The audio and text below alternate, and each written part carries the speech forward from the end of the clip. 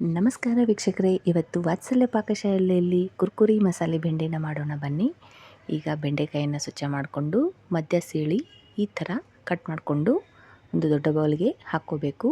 ನಂತರ ರುಚಿಗೆ ತಕ್ಕಷ್ಟು ಉಪ್ಪು, ಅರಿಶಿಣದ ಪುಡಿ, ಖಾರದ ಪುಡಿ, ಗರಂ ಮಸಾಲ ಹಾಗೆ ಕಡಲೆ ಹಿಟ್ಟು, ಸ್ವಲ್ಪ ಅಕ್ಕಿ ಹಿಟ್ಟನ್ನು ಸೇರಿಸಿ ಒಂದರ್ಧ ಲಿಂಬೆ ಹೋಳನ್ನು ಹಿಂಡ್ಕೊಂಡು ಎಷ್ಟು ಬೇಕೋ ಅಷ್ಟು ನೀರನ್ನು ಚಿಮುಕಿಸಿ ಇದನ್ನು ಮಿಶ್ರಣ ಮಾಡಿಕೊಂಡು ಈ ಥರ ಸ್ವಲ್ಪ ಮಿಕ್ಸ್ ಮಾಡ್ಕೋಬೇಕು. ನಂತರ ನಾವಿಲ್ಲಿ ಇದನ್ನು ಏರ್ ಫ್ರೈಯರ್ನಲ್ಲಿ ಫ್ರೈ ಮಾಡೋಣ. ಏರ್ ಫ್ರೈಯರ್ಗೆ 1 ಸ್ಪೂನಷ್ಟು ಎಣ್ಣೆನ ಹಾಕ್ಕೊಂಡು ಇದನ್ನು ಸ್ಪ್ರೆಡ್ ಮಾಡಿ ನಾವು ಮಾಡಿಟ್ಕೊಂಡಿರೋ ಬೆಂಡೆಕಾಯಿ ಮಿಶ್ರಣನ ಇದಕ್ಕೆ ಹಾಕಿ ಏರ್ ಫ್ರೈ ಆಗೋದಕ್ಕೆ ಇಡಬೇಕು. ಏರ್ ಫ್ರೈಯರ್ನಲ್ಲಿ ಫ್ರೈ ಮಾಡುವಾಗ ಸ್ವಲ್ಪ ಮಧ್ಯ ಇದನ್ನು ತೆಗೆದು ಇದನ್ನು ಸ್ವಲ್ಪ ಕೈ ಆಡಿಸಿ ಮತ್ತೆ ಫ್ರೈ ಮಾಡೋದಕ್ಕೆ ಇಡಬೇಕು. ಹೀಗಾದರೆ ಈಕ್ವಲ್ಲಾಗಿ ಫ್ರೈ ಆಗುತ್ತೆ. ನಂತರ ಫ್ರೈಯರ್ ಇಲ್ಲದೆ ಇರೋರು ಒಂದು ಪ್ಯಾನ್ಗೆ 1 ಸ್ಪೂನ್ ಎಣ್ಣೆಯನ್ನು ಹಾಕ್ಕೊಂಡು ಬೆಂಡೆಕಾಯಿಯನ್ನು ಹೈ ಟು ಲೋ ಫ್ಲೇಮ್ನಲ್ಲಿ ಹುರಿದುಕೊಳ್ಬೇಕು. ನಂತರ ಬಿಸಿಯಾಗಿರೋ ಪ್ಯಾನ್ನಲ್ಲಿ ಇದನ್ನು ಬಿಟ್ಬಿಡಬೇಕು.